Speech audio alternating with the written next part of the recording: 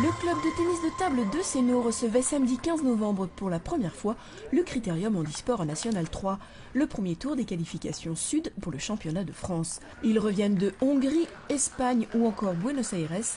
Sénomag est allé à la rencontre de ces 30 athlètes hommes et femmes de haut niveau. On a des joueurs en national, on s'est dit on va organiser un tour de national. Et la fédération a bien voulu nous octroyer ce tour de national 3. Le bon pongiste, c'est celui qui arrivera à lire le service de l'autre, à lire la balle qu'il va faire, la prise de sa raquette, etc. Et c'est là où vous pouvez attaquer ou vous ne pouvez pas attaquer. Et nous, en joueur assis, on est très près de la table. Et on bouge pratiquement pas de la table. Donc les réflexes, il faut lire. Ah ouais, il faut un réflexe, pas possible.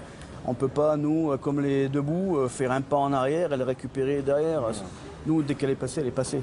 En jeu de fauteuil roulant, on joue beaucoup soit au coude ou soit sur les petits côtés, donc après il faut bouger physiquement, quoi. Mais j'aime bien la compétition, j'aime bien la combativité, j'aime bien toutes ces choses-là. Ils s'entraînent jusqu'à 9 heures par semaine, nécessaire car le jeu est très technique en handi assis. Moi je m'entraîne 4 fois par semaine. 9 heures par semaine? Ouais, ça fait 3 fois 3. Ouais. C'est technique, c'est très technique. Voilà. Et donc on est obligé de s'entraîner. Vous avez des plaques avec picot, avec des petits tétons. Avec le picot, vous la rattrapez, la balle ne sortira pas, elle ne partira pas dans un sens ou dans un autre. Elle revient pratiquement sur la table. Et après, en fonction du jeu, des fois ça vous pourrit la balle qui est en face, qui arrive. Ça inverse les effets. Voilà. Un sport tout en technicité donc. Changement cette année dans la compétition. Ils sont 16 par niveau au lieu de 20 et les filles sont mélangées aux garçons. La finale a donc vu s'affronter, par hasard, c'est équilibré cette année, en debout et en assis, un homme et une femme. Voilà, donc cette année pour la première fois on intègre les garçons en fauteuil roulant. Et donc les filles sont intégrées avec les garçons. Et alors, vous avez joué contre elles? Oui.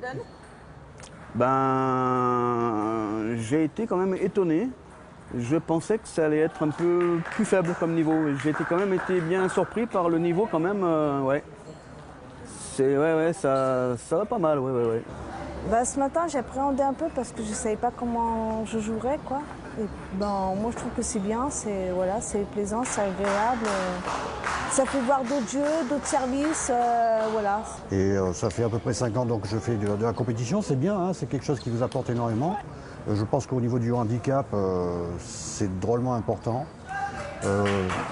Moralement, psychologiquement, ça vous permet de vous aérer et de ne pas rester tourné sur son propre handicap. Hein, et de s'apercevoir que finalement, avec le handicap, on peut continuer à faire des choses qui sont bien, et de pouvoir se confronter. Parce que quand vous vous confrontez en tant que personne handicapée, eh bien, vous êtes comme les valides, comme les debout, comme les personnes... voilà, c'est un esprit de sport, un esprit sportif. La compétition a été remportée par Arthur Bardou-Brément et Emmanuel Ferrier qui revient de Buenos Aires avec une médaille de bronze en équipe. Ils montent tous deux en National 2. Les championnats de France sont à Brest en juin, on croise les doigts pour eux.